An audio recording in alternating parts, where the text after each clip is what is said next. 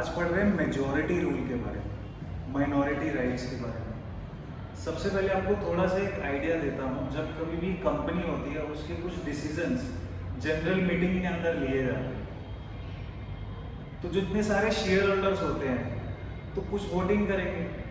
अब वो resolution pass कब होगा? जब मेजॉरिटी ऑफ द लोग उसके फेवर में होंगे।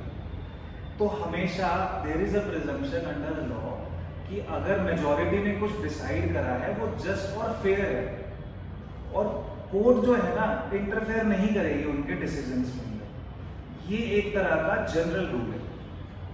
बट अगर मान लो कि मेजॉरिटी ऑफ द लोग जो हैं, जो शेयर होल्डर हैं, वो किसी ऐसे रेजोल्यूशन पे हामी भर रहे हैं which is in contravention with the article of association या फिर कंपनीज एक्ट, तो उस केस के अंदर क्या कोर्ट को इंटरफेयर करना चाहिए?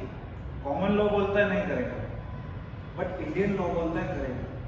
तो इसके बाद हम देखते हैं कि एक आता है प्रिंसिपल ऑफ नॉन इंटरफेरेंस, यानी कि कोर्ट जनरली कंपनी के इंटरनल इरेगुलरिटी के मैटर्स के अंदर इंटरफेयर नहीं करता। और इसका सबसे इम्पॉर्टेंट जो केस लॉ है वो ये है फॉस वर्सेस हार्बॉटल। इसके थोड़े से फैक्ट्स बताता हूँ मैं आपको। एक्चुअली क्या हुआ था, दो शेयर होल्डर्स थे एक कंपनी के। उन्होंने कंपनी के डायरेक्टर और सॉलिसिटर के खिलाफ केस फाइल करा। उन्होंने कंपनी के डायरेक्टर और सॉलिसिटर के खिलाफ केस फाइल करा फॉर इलीगल ट्रांजैक्शंस।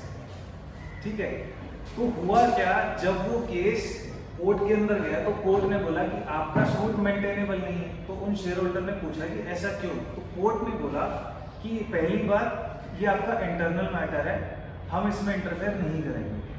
कंपनी को अगर नुकसान हुआ है तो कंपनी खुद केस कर सकती है। तो माइनॉरिटी शेयर होल्डर को राइट नहीं मिला केस फाइल करने के लिए डायरेक्टर के खिलाफ। तो ये एक प्रिंसिपल आया जिसको हमने बोला प्रिंसिपल ऑफ नॉन इंटरफेरेंस।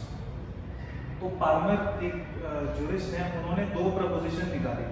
पहली प्रपोजिशन ये बोली कि इस केस के अंदर दो लीगल प्रपोजिशन आई। पहली आई है कि कंपनी जो है वो एक सेपरेट लीगल एंटिटी है, ये हमें पता ही है। दूसरा, कंपनी के इंटरनल मैटर्स के अंदर कोर्ट इंटरफेयर नहीं करेगी। इतना समझ आया?